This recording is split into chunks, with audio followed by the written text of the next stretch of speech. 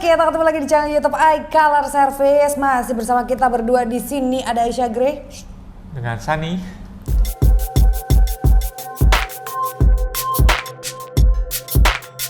Nah, di video berikutnya udah nonton belum nih? Kita bahas terkait dengan Face ID lengkap ya. Kalau misalkan belum, mendingan nonton yang itu dulu, baru nonton yang ini. Karena di sini kita membahas next levelnya nih, yaitu kerusakan-kerusakan pada Face ID, penyebabnya dan penanganannya. Nah, yang pertama yang mau kita tanya nih ke Koko ya, sebenarnya Face ID itu kan merupakan fitur unggulan dari iPhone, fitur keamanan gitu ya, dan juga memudahkan. Selain keamanan, entertain juga untuk animoji. Nah, tapi katanya kan ini aman banget fiturnya, lebih aman dibandingkan fingerprint. Tapi kalau rusak gimana nih? Nah, kalau di bagian kerusakan kita harus cek dulu ya, karena Face ID itu banyak yang komponen harus dicek. Contohnya kita bisa cek dari flexible speaker, habis itu kedua true depth-nya, ketiga dari infrarednya, sama terakhir mesin. Antara itu yang harus dicek dulu. Nah, sebenarnya yang ngebuat Face ID itu sendiri rusak nih apa aja? Penyebab paling sering kita dapat ini biasa kena air. Mungkin handphone tidak terendam, tapi itu kena cipratan, itu bisa kena. Karena komponennya itu posisi true depth paling sering rusak itu posisinya di samping speaker, karena lubang speaker itu ada lubang rongga ya. Walaupun di Apple mengklaim pihak seri X ke atas itu anti air, tapi namanya air dia bisa masuk. Jadi memang walaupun iPhone ini sudah dilengkapi dengan fitur water resistant dan juga dust resistant gitu ya, anti debu, anti air, tapi untuk iPhone yang udah pernah diservis, nah ini udah ketahanannya udah beda nih, menurun drastis. Bahkan sudah tidak anti air dan anti debu lagi, makanya lebih gampang bisa kemasukan air, baik dari celah-celah LCD maupun dari speaker yang ada di depan sini, gitu ya. Oke, berarti penyebabnya tadi salah satunya air. Ya, penyebab lainnya ada apa lagi nih? Paling sering juga benturan ya, karena kalau dicek itu true depth itu bahannya kaca ya. Kaca itu kalau namanya benturan keras kayak bekas jatuh, kaca bisa retak. Dan retakannya itu yang bikin mati fungsional bagian true depth gitu. Bisa jadi juga pernah pergantian flexible speaker ya. Contoh speaker telepon kita tidak bisa mendengar lawan berbicara, kita mengganti komponen itu tanpa memindahkan proximity yang bawaannya itu bakal langsung off. Karena proximity itu security nempel di Face ID, harus sinkron sama yang di mesin. Ketika kita mengganti speaker, flexible speaker, komponen proximity harus dipindahin ke komponen yang baru. Selain itu apa lagi? Kemungkinan besar cuma itu sih, paling sering mungkin itu kena nggak air. kalau kita bongkar-bongkar sendiri itu Face ID-nya rusak?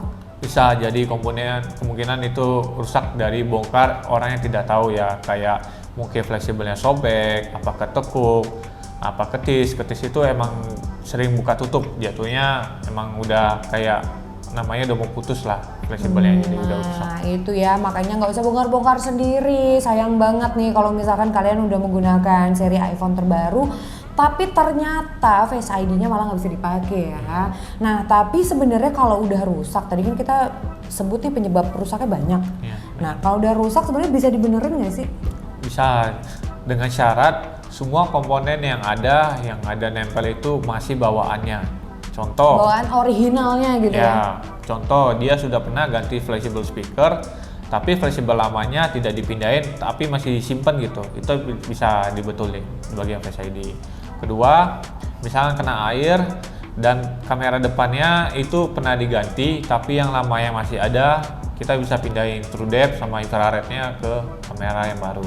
Makanya ya kalau misalkan kalian servis kalau bisa spare part lamanya minta gitu ya, minta disimpan. Jadi kalau misalkan ternyata ada kerusakan lain yang merembet, ini bisa diakibatkan oleh ada yang nggak dipindahin nih dari spare part lamanya gitu ya. Nah kalau misalkan kita biasanya langsung dibalikin nih ke kasir, kalian bisa ambil gitu ya. Nah kalau di iColor sih seperti itu, kalian bisa ambil spare part lama kalian di kasir gitu ya, itu langsung disimpan sama kasir, jadi kalian bisa simpan.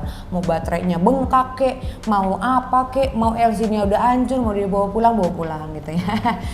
Oke, nah ternyata bisa dibenerin gitu ya. Bisa. Oke, nah tapi kalau misalkan denger-denger nih katanya kalau misalkan ganti speaker itu kan tadi bisa mengakibatkan Face ID rusak.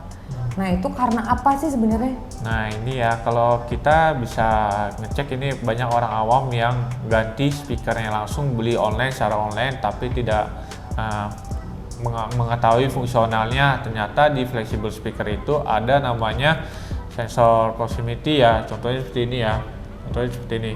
Ini sensor bagian Face ID juga, fungsinya buat Face ID. Jadi ketika diganti, ini harus dipindahin juga ke flexible yang baru, biar dia berfungsi lagi Face ID-nya.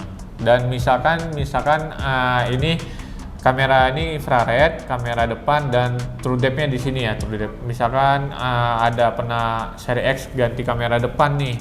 Kalau orang awam pasti langsung ganti satu set ini ya. Emang kalau dijual online langsung dijual satu set begini. Kita langsung ganti, pasti Face ID langsung off. Kenapa? Security true depth ini sama infrared ini dia harus sinkron sama in the machine buat Face ID-nya nyala lagi. Makanya ketika mau dibetulin Face ID, pergantian part lama ini harus dibawa karena kita harus pakai komponen yang lama.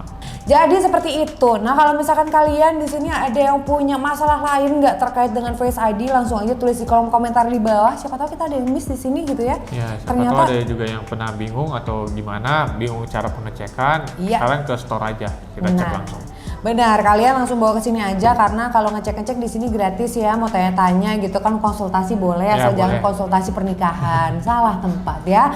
Oke, sekian dulu episode kali ini. Semoga cukup memberikan pencerahan kepada kalian ya Apple lovers di luar sana.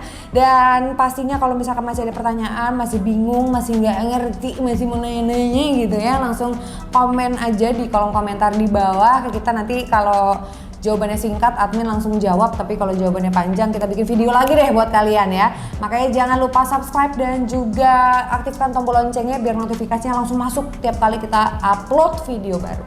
Sekian dulu video kali ini, kita ketemu lagi pastinya di video berikutnya. Jadi stay tune terus di YouTube channel iColor Service. Sekian dulu, bye.